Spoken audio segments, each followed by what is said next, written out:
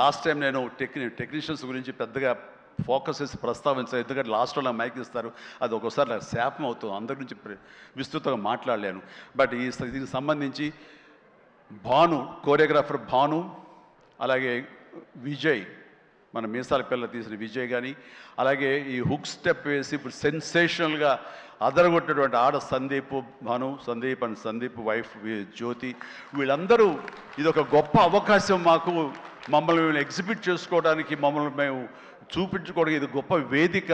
ఒకప్పుడు ప్రభుదేవ, తర్వాత లారెన్స్, ఇలాంటి వాళ్ళు ఎంతోమంది నన్ను ఆధారం చేసుకుని నన్ను నా మీద కంపోజ్ చేసి వచ్చారు. అండ్ అలాంటి భవిష్యత్తు మీ అందరికీ ఉంటుందని ఇప్పటికే అనుభవిస్తూ ఉంటుంటారు మీరు. ఆ జోష్ ప్లీజ్ అలాగే అనుభవించండి, మంచి ఫ్యూచర్ ఏర్పరచుకోండి. మీకు ఆల్ ది వెరీ బెస్ట్. కూర్చోండి. తర్వాత ఈ సినిమాకి లిరిక్స్ అందించేటువంటి కాసర్ల గారు, అలాగే రామ్ జోగశాస్త్రి గారు, అనంత్ శ్రీరామ్ గారు, ఆదిపట్ల గారు, భాస్కర్ పట్ల గారు, వీళ్ళందరూ చాలా చక్కటి లిరిక్స్ ఇచ్చి అన్నీ బాగా చేశారు. అయితే వీళ్ళకి వెనకాల వెన్నెముక నిలబడి ఇవి నా ట్యూన్స్ ఇప్పుడు రాసుకోండి అని భరోసాగా ఇచ్చిన బీమ్స్, ఎక్సలెంట్ బీమ్స్. ఎందుకో తెలియదు, ఈవేళ ఉదయం నుంచి మీరు మధ్యాహ్నం నుంచి సారీ ఫంక్షన్ బిగిన నుంచి కొంచెం డల్గా ఉన్నారు, ఏంటి కారణం నాకు తెలియదు. ఏమైనా అప్సెట్ చేశాడా? నెక్స్ట్ పిక్చర్ తీసేద్దాం చెప్పండి మిమ్మల్ని. మీరు ఎంతంటే అంత ఎక్సలెంట్ భీమ్స్. అండ్ సినిమా ఆద్యంతం ఇదే చాలా బాగా ఇచ్చావు. నేను ఇదివరకు సాంగ్ వినగానే చెప్పాను, ఇదివరకు విజయవాహిని వాళ్ళ సాంగ్స్ కానీ, మిస్ అమ్మ, ఇలాంటి సాంగ్స్ కొన్ని వింటుండగా లిరిక్స్ ఫస్ట్ వినపడేవి, ఆ తర్వాత వెనకాల మ్యూజిక్ వినిపించేది, మ్యూజిక్ డామినేట్ చేసేది కాదు. అండ్ అలాంటి ట్రెండు, అలాంటి ఒరవడి నడుస్తున్న ఈ సందర్భంలో మీరు చక్కటి మ్యూజిక్, ఒక పడవ ప్రయాణం లాంటి మ్యూజిక్ ఇచ్చారు. అందుకనే ఈ రోజున ప్రతి ఒక్క ఫ్యామిలీ కూడాను ఆ మీసాల పిల్లకి వాళ్ళు కనెక్ట్ అయిపోయారు, వాళ్ళు అది ఆస్వాదిస్తారు, అలాగే డ్యాన్సెస్ మనకు చూపిస్తారు. మిగతా సాంగ్ కానీ, అలాగే సంక్రాంతి సాంగ్ నా మీద, వెంకీ గారి మీద, ఆ సాంగ్ కానివ్వండి, ఏదిగా చెప్పండి ప్రతిది. అలాగే ర్యాప్ సాంగ్ మీరు అంత బాగా ఇస్తాను ఎవరు ఊహించలేదు, నేనే ఊహించలేదు అది.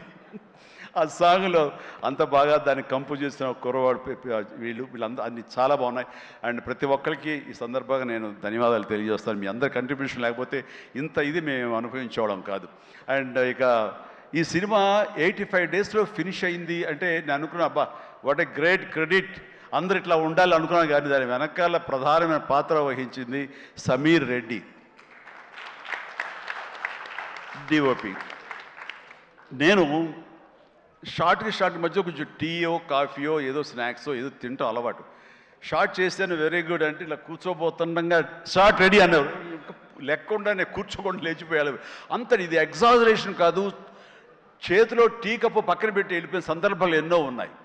అండ్ అంత ఫాస్ట్గా చేసే కెమెరామెన్ నేనైతే ఇంతవరకు చూడలేదు. అలాంటి కెమెరామెన్ ఫాస్ట్గా తీయటమే కాదు, అందంగా చూపించడం కానివ్వండి, లొకేషన్స్ బ్యూటిఫుల్గా చక్కగా చెక్కి వాటిని తెర మీద ఎక్కించడం కానీ, ఈ రోజున ఈ సినిమా ఇంత బడ్జెట్ లోపల ఇంత పర్ఫెక్ట్గా అయిందంటే ప్రధానమైన కారణం సమీర్ రెడ్డి.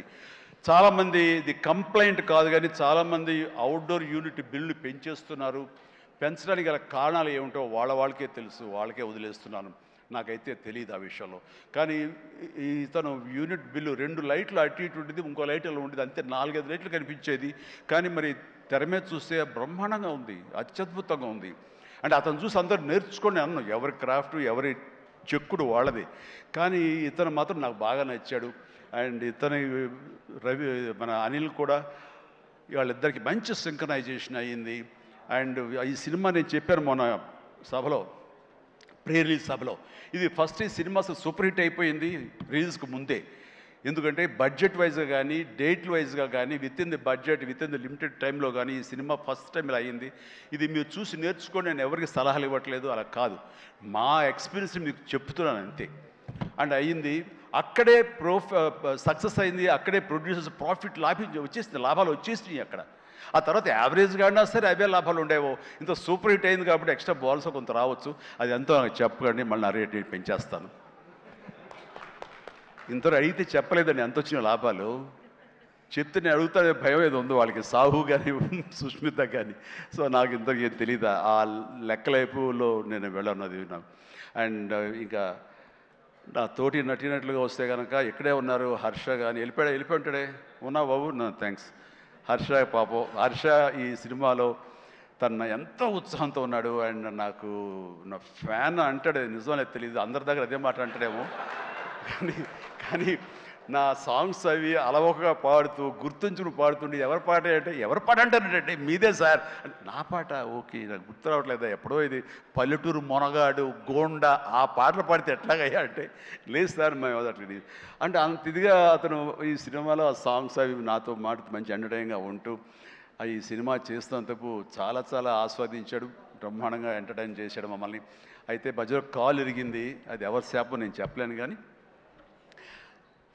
ఆ టైంలో కూడా అతను ఎంతో డిసప్పాయింట్ అయితే, నో నువ్వు ఉంటున్నావు సినిమాలో అంటూ చక్కగా తెలియకుండా సినిమాలో దాన్ని డిజైన్ చేసి అతని చేత చేయించడం చాలా happy. And Harsha, you do a fantastic job, బాగా నిండుదనం వచ్చింది.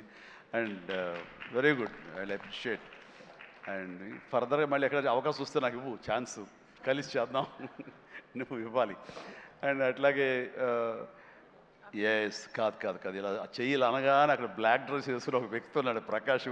యా మాట్లాడు, అందరి గురించి మాట్లాడుతున్నా, నా గురించి మాట్లాడాను. ప్రకాష్, నువ్వు నా మనసులో ఉన్నావయ్యా. బాగానే బ్యాలెన్స్ చేశానే. ప్రకాష్ నన్ను వండర్ఫుల్ జాబ్ అండి. అండ్ చాలామంది ఆ క్లైమాక్స్ సెట్ ఉంది కదా, I mean total heroine set, ఆ సెట్ని చూసి చాలామంది ఒక ఎక్స్పీరియన్స్, వండర్ఫుల్ డిజైనింగ్ అంటే ఆ ఫోటోలు తీసుకుని ఆ ప్లానింగ్ తీసుకుని చాలామంది ఇల్లు కట్టుకుందాం అనుకునే వాళ్ళు తీసుకెళ్ళడం నేను చూశాను. అండ్ ఇన్ఫ్యాక్ట్ నా కూతురు కూడా సజెస్ట్ చేసే, పాప నువ్వు ఇల్లు కడితే ఇలా ఉండాలని చెప్పని తను కూడా ప్లాన్ చేసుకుంటుంది. అంత చక్కటి డిజైనింగే కాకుండా అంత కాస్ట్ ఎఫెక్టివ్ తోటి ఈ సినిమా లిమిటెడ్ బడ్జెట్తో ముందు ప్రధానంగా జరగటానికి ప్రకాష్ కారణం. ప్రకాష్ తను ప్రొడక్షన్ డిజైనర్గా మనస్ఫూర్తిగా అభినందిస్తాను. Prakash, please go ahead. And ఇక ఆర్టిస్టులుగా ఆయన ఉన్నారు, ఎవరో శ్రీనివాస్ గారు, మీరే కదండి కలెక్టర్ గారు, కూర్చోండి. Thank you. కలెక్టర్ ఆనంద్, చిట్టి, అలాగే మన హర్ష, అభినవ్ ఎక్కడ ఫెంటాస్టిక్ అభినవ్ వెళ్ళిపోయాడా, టైం అయింది అనుకుంటా.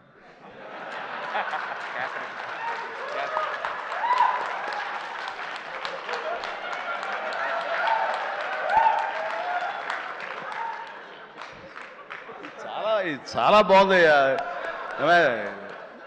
శేఖర్, వంశీ, మీరు మీ మీ గ్రూప్ ఉంది, ఎక్కడ ఏం దొరుకుతాడా ఈవేళ లాగుదాం చూస్తున్నారు. ఇది నేను మంచి ఉద్దేశం అంటే ఇప్పుడు దాంట్లోంచి మీరు ఒక్కరి గురించి ఇలా క్లాప్స్ కొడితే ఎలా చెప్పు. సో ఇలా PR team Shekhar, Vamshi, Manoj and వీళ్ళందరూ కూడా చాలా ఫెంటాస్టిక్ వర్క్ చేశారు. అండ్ తర్వాత తన మనసులోంచి ఇక్కడ ఏదైనా మనం చెయ్యాలి, వర్క్ చేయాలి, ఐ మీన్ దీన్ని పబ్లిసైజ్ చేయాలి అంటంలో మరొక నిష్ణాతుడు ఈయన, దుర్మార్గుడు. అసలు ఎవరిని, ఏమై పేరు ఏంటి, మన క్యాథరిన్ కాదు, నయనతారని ఒప్పించి అమ్మాయితో కూడా మనకి ప్రమోషన్స్ చేయించాడంటే కానీ అది ఆ సామాన్యమైన విషయం కాదండి. అమ్మాయి ఎవ్వరికీ ఒప్పుకోదు, తన లిమిట్లో ఉంటుంది. అలాంటి అమ్మాయి చేత ఒప్పించాడంటే మరి లోపల ఏమి ఎలాగ అడిగాడు, ఎలా కన్విన్స్ చేశాడు, ఆ అమ్మాయి మనసుని ఎలాగా ఒప్పించాడు, మనిషిని ఎలా ఒప్పించాడు అన్నది, మనిషి అనిపై మనసు అన్నానా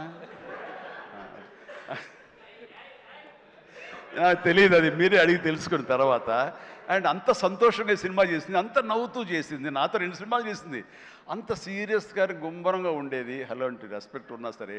బట్ ఈ సినిమాలో ఇటు పగలబడి నవ్వేది. మరి గిలిగింతలు ఎలాగా ఎలా అమ్మాయిని ఒప్పించాడు. కానీ wonderful done, fantastic job. And ఈ సందర్భంగా ఆ అమ్మాయి మాత్రం ఈ క్యారెక్టర్ ఒదిగిపోయింది. ఒక డిగ్నిటీ కానివ్వండి, ఒక గెయిట్ కానివ్వండి, ఆ క్యారెక్టర్కి ఆ అమ్మాయి చేయాలి, మరొకరైతే సూట్ అయ్యేది కాదు. అటు బిడ్డల తల్లిగారు ఉండాలి, ఆ సీనియారిటీ ఉండాలి, మెచ్యూరిటీ ఉండాలి, స్టైల్ ఉండాలి, అండ్ ఫెంటాస్టిక్ లుక్స్, అపిరెన్స్ ఉండాలి. అన్నీ కలబోసినటువంటి నయనతారని సెలెక్ట్ చేసి ఎవరితోటైనా సరే నేను కాంప్రమైజ్ అవుతాను తప్ప ఆ అమ్మాయి విషయంలో మాత్రం అమ్మాయి అమ్మాయి ఉండాలని అన్నందుకు ఆ అమ్మాయి ఆ నిండుదనాన్ని సినిమాకి తీసుకొచ్చి పెట్టింది. And thank you. చాలా బాగుంది. రాఘవేంద్ర గారు అన్నారు భలే మ్యాచ్, చాలా బాగుంది మీ ఇద్దరు కాంబినేషన్. సూపర్. ఇక క్యాథరిన్ కూడా తన నిడివి ఎక్కువగా ఉన్నా సరే అప్పీల్ చేసుకోవడానికి పెద్ద ఉందా చిన్నదా కాదు, మాతో కలిసి చెయ్యాలని తనకి ఉంది, చేసింది, రాణించింది, మెప్పించింది అలాగా. అండ్ ప్రతి ఒక్కరికి ఎవరి పేరైనా మర్చిపోతే క్షమించండి. అండ్ ఎడిటర్ తమ్మిరాజు గారు, ఎస్ తమ్మిరాజు గారు, అండ్ ఎక్కడైనా సారీ సార్, ఫ్యాంటాస్టిక్ సార్. అంటే సినిమాని మీరు పరిగెత్తించారు లాస్ట్లో. ఒక 40 నిమిషాల్లో నేను 2.5 గంటలు చేశారు, ఒక 15 నిమిషాలు తగ్గించి. అండ్ టోటల్గా స్టోరీ మారిపోయింది. చాలామంది వీటి గణేష్ ఉన్నాడు కదా అని అన్నారు. ఆ వీటి గణేష్ లేపడంలో మీ ప్రధానమైన పాత్ర ఉందని తెలిసింది. దానివల్ల స్పీడ్ పెరిగిపోయి కథ మీదే ఫోకస్ అయ్యేలా చేశారు.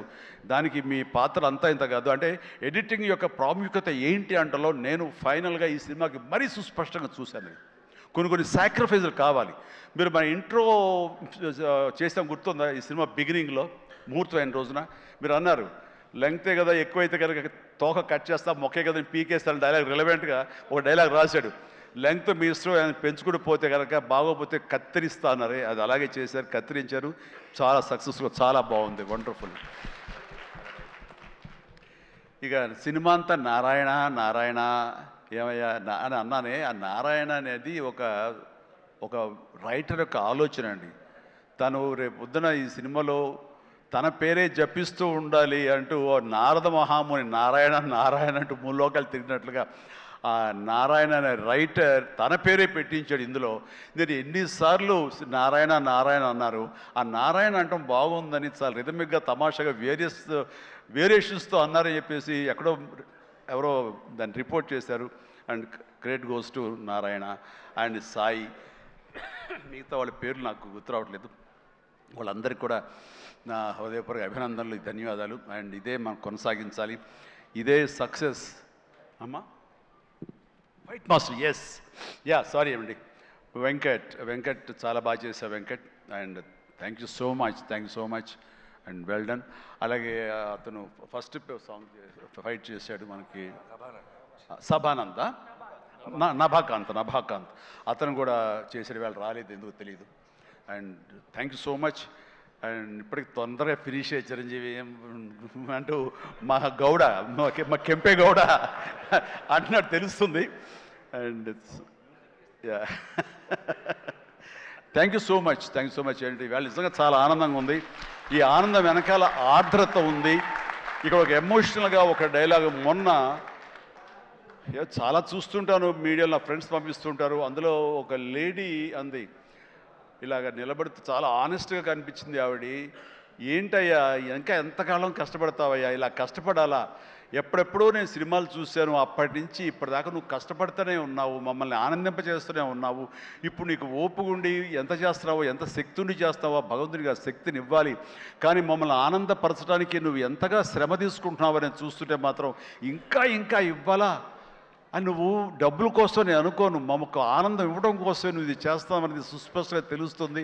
అంతటి ఆనందం ఇచ్చి నువ్వు ఎంతో కష్టపడుతుంటే చాలామంది క్లాప్స్ కొట్టచ్చు, వావ్ అనొచ్చు థియేటర్లో. కానీ నాకు లోపల బాధ అనిపించేస్తుందయ్యా. నువ్వు రెస్ట్ తీసుకోవాలంటే ఆ తల్లికి సభాముఖంగా చెప్తాను, నేను ఎమోషన్ అయిపోయాను. భగవంతుడా నాకు ఏం జన్మించావు. ఇది ఏదో అంటారే, ఇది రకమైన ప్రశంస అనేగా తీసుకుంటే కనుక ఇది అందరికి లభించే ప్రశంస కాదు. అండ్ ఆ భగవంతుడు నాకు ఇలాంటి ప్రశంసలు, ఇలాంటి అభిమానులు, ఇలాంటి ఇది ఇస్తున్నందుకు నిజంగా ధన్యవాదాలు తెలియజేస్తూ కృతజ్ఞతతోటి కళ్ళు చెమర్చిని ఆ తల్లి గురించి చెప్తాను. అమ్మ, ఇది మీకు ఎంత ఆనందం ఇవ్వాలనుకుంటున్నానో ఆ భగవంతుడు నాకు ఇలా అవకాశం ఇచ్చినందుకు నేను కూడా ఇంత కష్టపడటంలో ఆనందం అనుభవిస్తున్నాను. సెట్లో మీరు చూసినప్పుడు అంతటి ఎగ్జైట్మెంట్, అంతటి ఆనందం నేను అనుభవిస్తుంటాను. అది ప్రాక్టికల్గా చూసిన వాళ్ళకి తెలుస్తుంది. కాబట్టి నేను ఏదో కష్టపడిపోతున్నాను, శ్రమిస్తాను అనుకోకండి, మీరు అలా అనుకోవద్దు అంటూ సభాముఖంగా నేను అవి చెప్పాల్సి వస్తుంది. I enjoy working with all youngsters. మీకు ఈ శక్తి ఎక్కడి నుంచి వస్తుందంటే కనుక మీ నుంచి వస్తుంది. నన్ను చూసి ఆనందపడేవాళ్ళు, నన్ను ప్రశంసించేవాళ్ళు, నేను కావాలని కోరుకునేవాళ్ళు, నాకు ఇంకా లాంజివిటీ కావాలని కోరుకునేవాడు, చిరంజీవి ఇంకా ఈ ఇండస్ట్రీలో ఇంకా రాణించాలి, ఇంకా ఎంతో మీకు ఆనందాన్ని ఇవ్వాలని కోరుకునే వాళ్ళ కోరిక ఉంది చూసారా, ఆ కోరిక తాలూకా పాజిటివ్ ఎనర్జీని నేను గ్రహిస్తూ నేను అంత ఎనర్జైజ్ అవుతున్నాను, అంత కష్టపడి పనిచేస్తాను. ఈ జన్మ ఉన్నంత వరకు మిమ్మల్ని అలరిస్తూనే ఉంటాను. అందుకని దీనికి తుది లేదు, ఇది కొనసాగింపే తప్ప. Thank you very much. ధన్యవాదాలు అండ్ జై హింద్.